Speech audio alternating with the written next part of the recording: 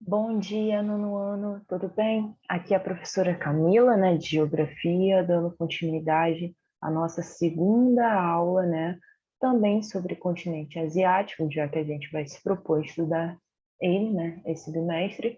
Então, assim, já adianto, né, que a gente foi apresentado aos aspectos gerais do continente asiático e agora, a partir de então, a gente vai se debruçar nos aspectos mais específicos. Hoje vai ser sobre os aspectos físicos, que inclui relevo, vegetação, clima e um pouco de hidrografia, tudo bem?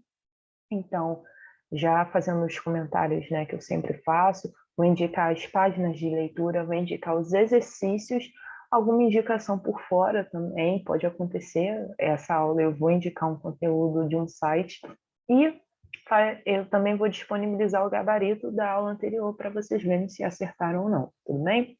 Então, aula 2, as aspectos físicos. Antes de mais nada, né, ao falar de relevo, a gente está falando dos traços da Terra, né? O formato dela. Até porque vão ter lugares que são mais íngremes, mais altos, outros que são mais baixos, mais profundos.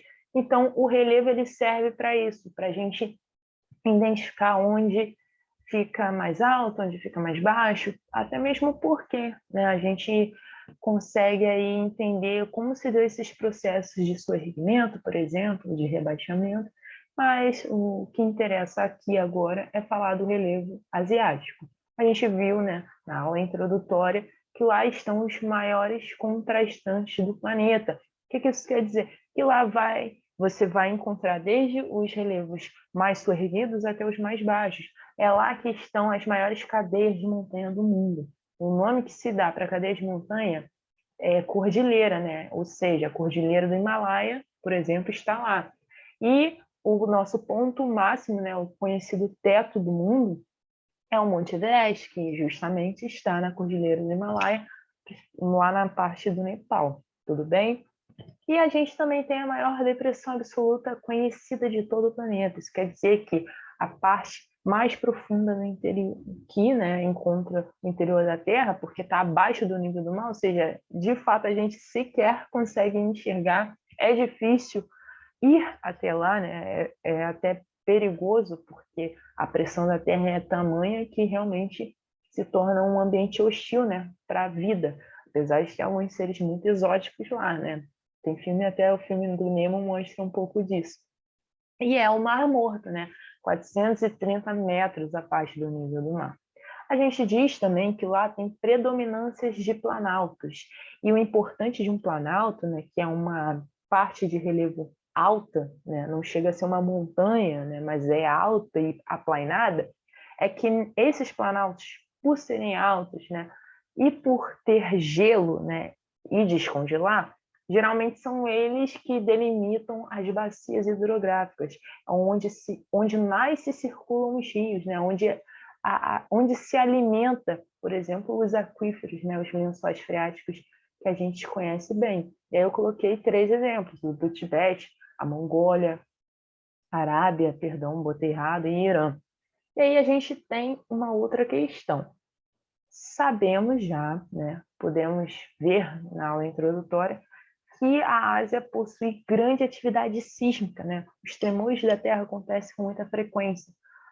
O movimento da Terra, né? Os magmas, né? As placas tectônicas, as linhas que cortam, né? O interior da Terra, seguindo esse movimento intenso magmático, na Ásia são quatro, ou seja, é muita placa tectônica em atividade, em plena atividade. Isso vai gerar uma consequência de ter, sim, esses relevos mais sorguidos. E aí eu trouxe os nomes delas: Eurasiana, Arábica, Indiana, Norte-Americana. E por que eu coloquei aí do lado o Círculo de Fogo? O Círculo de Fogo é um caminho que uma placa, uma movimentação magmática segue no contorno da Terra. Vou adiantar aqui o slide para vocês verem. Círculo de fogo é isso aqui. É um círculo, né? Ele acaba pegando a costa de alguns países, ó. No Brasil não pega. Isso até influencia da gente não ter atividade, né, vulcânica, magmática. mas ó, ele pega parte da costa asiática. Aqui a fossa do Japão, a fossa das Marianas. Então, isso quer dizer que a atividade vulcânica magmática sísmica está acontecendo, e é um círculo de fogo porque ele está em constante atividade. Aí vamos voltar um pouquinho para a gente entender as placas que cortam, né, o continente asiático. Aqui tem a euroasiática, a iraniana, a arábica, né, a arábica aqui, e a norte-americana, que ela faz um recorte no meio do oceano, né? É o encontro dela se dá aqui no centro de um oceano, né? O Oceano Atlântico, tá bom? E a placa do Pacífico, né? Que tem a ver até com o Círculo de Fogo do Pacífico. Se vocês observarem, né? Esse é o Oceano Pacífico. Então, por isso que ele pode ter esse nome também, Círculo de Fogo do Pacífico. Bom, gente, por que eu trouxe a questão das placas, né? Além do que já foi falado? Porque a Cordilheira do Himalaia, né, ela é o encontro dessas duas placas euroasiática e indiana, né? Aqui, se vocês observarem, euroasiática e a iraniana, né? É justamente aqui, indiana, perdão. É justamente aqui que está a Cordilheira do Himalaia. Aqui essa imagem não está mostrando, mas esse movimento, né, de placa tectônica é um movimento de choque, é um movimento convergente. Por isso que a gente chama de dobramento.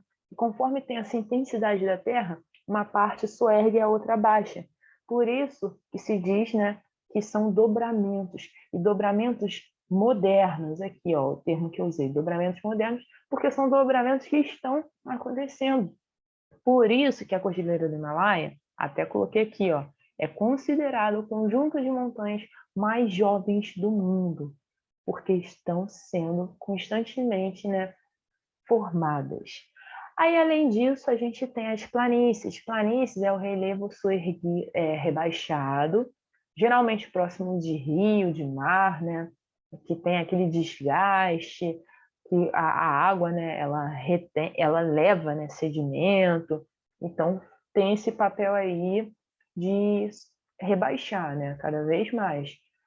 E a gente tem a Indo-Gangética, que é formado pelos rios Indo, Ganges e Eufrates, e uma muito importante a gente viu até na aula passada, que é a Mesopotâmia, que é formada pelos rios Tigres e Eufrates, né? São dois rios que há indícios que a colonização, né, o princípio da humanidade, da civilização, tal qual a gente entende, né, conforme teve a agricultura, né, conforme as pessoas deixaram de ser nômades para ser sedentárias, né, deixaram de circular por aí solto para fixar residência, né, dizem que começou na Mesopotâmia. Então vocês veem um papel histórico muito importante, tá? E as planícies da Ásia, elas costumam ser formadas pelos degelos, ou seja, conforme tem montanhas, né, que geralmente há o congelamento, até em função de serem altas, né, e também do clima, em muitos casos, por ser frio, elas sofrem um degelo, né? Elas descongelam e essa água escorre e vai alimentando esses rios. Isso é muito importante também para a gente saber, tá bom? Aqui tem um exemplo do esquema, né, do mapa de relevo da Ásia. Aqui vocês veem as planícies, né? Mais ao norte, a planície está em verde, mas vocês veem também no extremo oriente, né, indo lá para a China. A gente vê o Himalaia aqui, ó, em azul claro, né, quase um branco, mostrando que realmente é o lugar mais alto, né, seguindo essa legenda aqui ao lado. As penínsulas, né, que tem os planaltos também, tem desertos, né, os desertos também têm grande destaque aí no continente asiático, né? Enfim, vamos seguir. Gente, lá na Ásia tem uma questão que está em pauta desde a década de 60, desde o contexto de início de Guerra Fria. Por quê? Percebam essa imagem aqui ao lado. Esse é um lago natural. Ele era considerado o quarto maior lago do mundo. Olha o processo que ele se desenvolveu, né, até chegar em 2009. ele se dividiu em dois, basicamente. Ele é um lago que está entre o Cazaquistão e o Uzbequistão, né? Ou seja, são países que têm um clima mais árido, né? Ou seja, já sofre com a ausência de chuva, de umidade. Além disso, além de sofrer com a condição climática, ele sofreu um desvio, que nessa época a água foi retirada para irrigar a plantação de algodão. E aí foi diminuindo o seu volume. Mas isso teve uma reação em cadeia. Conforme reduziu o volume, aumentou a salinização do lago. Isso fez com que muitos animais, principalmente peixes, morressem. 80% foram mortos já. Há indícios, né? A própria poluição do solo, porque conforme, né, houve esse cultivo de algodão, foi utilizado agrotóxicos, né? São fertilizantes, venenos, né, que se usa para que se dê uma maior produção, principalmente por ser um lugar quente, né, não chove, então se usou, né, de substâncias químicas para que houvesse essa produção. Só que isso afetou na poluição do solo. Mas pior ainda, afetou nas pessoas que residiam aí, que precisavam dessa água para pescar, que precisavam dessa água para cultivo. Então a galera realmente ficou à mercê. E além de tudo, essa areia salgada e contaminada, ela, conforme há os ventos, ela é carregada para outros países. Por isso que virou uma questão do continente, né? O problema do continente, porque o que acontece no Mar do Aral está influenciando em outros países também. Bom, a gente tem o clima e a vegetação, né? Clima, saber onde faz frio, onde faz calor. E vegetação, por que eu coloquei junto com o clima? Porque se um lugar tem muita água, umidade, né? Se chove, vai ter muita vegetação. Agora, se é quente, né? Se não chove, se é árido, vai ter a presença de, sei lá, vegetações como o deserto. Então, uma relação de causa e efeito, né? Onde algo acontece, é comum de apresentar determinadas características. E vamos para a questão da Ásia. O extremo norte, né, chegando na Rússia, né, propriamente dito, lá é um clima polar e frio, né? Não chove, mas faz um frio extremamente rigoroso, podendo chegar até menos 50 graus. Isso é absurdo, né? Não tem como ter vida aí. Não tem como ter vida tanto humana quanto as outras formas de vida. Os invernos são longos e rigorosos e é formado pela vegetação de tundra. Tundra é um tipo de vegetação que não apresenta diversidade, né, biológica, ela comporta gelo, né, na sua camada, tanto que o permafrost, né, aqui, como eu coloquei, que é um tipo de solo que se mantém congelado durante o ano todo, né? Então, não apresenta tanta diversidade vegetativa, né? Só muito gelo. Aí a gente tem lá na região central um clima mais temperado. Temperado porque assim, não faz. Quer dizer, quando faz calor, quando faz frio, né? No inverno faz frio, então é muito equilibrado. E conforme tem a questão de ser no interior do continente, isso fica muito mais evidente, né? Porque se fosse no litoral, como é o caso, né? Tem parte lá que estão no litoral, a água ela tem um papel de suavizar o clima, né? Ela equilibra, tem a brisa do mar. Então a gente fala que não há, ou há, né, no caso da continentalidade, uma grande amplitude térmica. Amplitude térmica é a diferença entre quente e frio. Então, no clima temperado continental, isso vai se dar de forma muito intensa, a amplitude térmica vai ser muito grande. Já na parte da região central, que é mais voltada para o litoral, vai ter um clima temperado oceânico, com a influência do mar suavizando essa característica aí, né, climática, tá? E tem parte também da região central que vai ter relevo soerguido, né, onde estão as montanhas. E a gente sabe que onde tem montanha, o clima fica mais frio por conta que quanto mais elevado, mais o ar fica rarefeito, né? E o ar é que absorve calor, então tem esse papel aí de tornar frio, por isso que em topo de montanha geralmente tem gelo, tudo bem? Aí tem uma região central, né? Mais em outra parte, né? que aí vem os climas áridos e semiáridos. É lá onde está a maior quantidade de desertos do planeta também. Também em função da continentalidade. Não tem influência de corpo d'água, não tem mar perto, não tem rio perto. Então, o clima vai ser extremamente rigoroso, né? E lá vão ter estepes e desertos. Estepe é mais como se fosse um campo, né? Como se fosse uma savana até. E deserto, ausência de vegetação. No máximo, aquelas que se adequam, né, a longos períodos de estiagem, como é o caso dos cactos, né? Então, nos estepes, você vai ver mais gramíneas, arbustos, e em deserto, cactáceas, né? Os cactos, por exemplo, que a gente tem aqui no sertão nordestino. No Oriente Médio, o clima também é árido e semiárido, ou seja, eles lidam com a ausência de umidade. E lá vão ter também desertos. E trago mais uma vez a questão da amplitude térmica, só que uma amplitude térmica diária. Professora, o que isso quer dizer? Quer dizer o seguinte: quando é de dia, né, é muito quente, pelo simples fato de ser um deserto. Só que quando anoitece, né, por não ter nada absorvendo esse calor, se perde muito rápido. Porque o que determina o calor do deserto, né, além da ausência de vegetação, é a incidência solar. Então, basta anoitecer que perde esse calor. Então, a gente até diz que a diferença do dia, do calor, né, para o frio da noite, pode chegar até 50 graus. Isso é extremamente discrepante, né? É até perigoso para a vida. E lá, assim, pode acontecer de ter afloramento de águas, né? Os oásis. Pode surgir um afloramento de águas do interior da terra.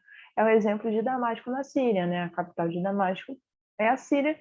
E isso, claro, que teve um papel super importante da água, né? As pessoas se localizam onde elas têm água e caracteriza-se por baixa umidade, longos períodos de estiagem, né, o que é extremamente problemático. Já chegando, né, às outras regiões, na parte sul-sudeste, onde tem a península da Indochina, da Malaya, o arquipélago da Insulíndia, aqui, mais para o sul-sudeste, eu até coloquei aqui para ficar mais didático, o clima já é tropical, equatorial, é mais próximo do que a gente conhece aqui no Brasil, né? Um lugar com umidade, com calor, uma floresta densa. E lá a umidade é elevada. Pense, a umidade é elevada. Mas tem uma questão lá que é problemática. Por quê? Lá chegando mais próximo do subcontinente indiano, né, onde é a Índia e tudo mais, há um regime chamado regime de monções. Coloquei a imagem embaixo. Prestem bem atenção. Aqui, esse esquema à esquerda é um esquema de monção de inverno. Conforme tem as montanhas aqui, né, do Himalaia, o Himalaia, por exemplo, essas montanhas jogam um vento frio, ok? Esse vento frio, ele vai empurrando os ventos mais quentes que vêm do Oceano Índico no inverno. Então, digamos que o vento do continente está empurrando os ventos mais úmidos do oceano. Essa massa de ar fria, ela é seca, ela não tem umidade. Então, nesse caso, quando é inverno, o continente faz com que não chegue umidade, não chegue chuva. E o inverno se torna frio e seco, muita estiagem, tá bom? Aí vem a questão do verão, que também é problemática. Por quê? Porque conforme, né,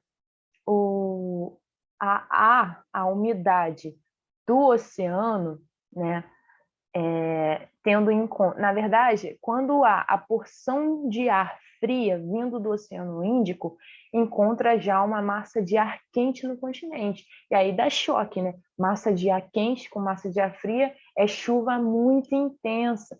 Então, por isso que eu coloquei aqui, nos verões são chuvosos, muita chuva. Gente, não é qualquer chuva, é chuva de alagar, de gerar um caos nesses países.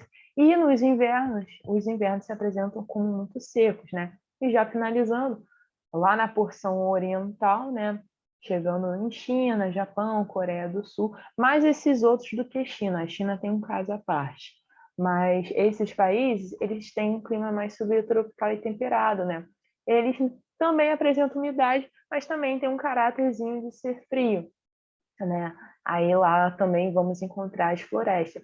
Já chegando mais para a China, lá vai, em função das montanhas, vai ser frio, pelo mesmo esquema que eu falei anteriormente, mas também vai ter o deserto, né? Não só existem desertos quentes, existem desertos frios, porque deserto é ausência de umidade, ou seja, não chove. A gente tem o de Gobi, né? Aqui tem um esquema para vocês verem aí, mas no livro de vocês também tem, tá bom? Para vocês fazerem essa relação com o que eu disse. Mapa é análise, então vocês têm que tirar um tempo, analisar, o polar glacial, né? Fica mais ao norte, onde eu falei que tem a Rússia, né? Alguns mapas, eles podem ser diferentes entre si, mas o de vocês do livro é muito bom. Esse aqui eu peguei na internet.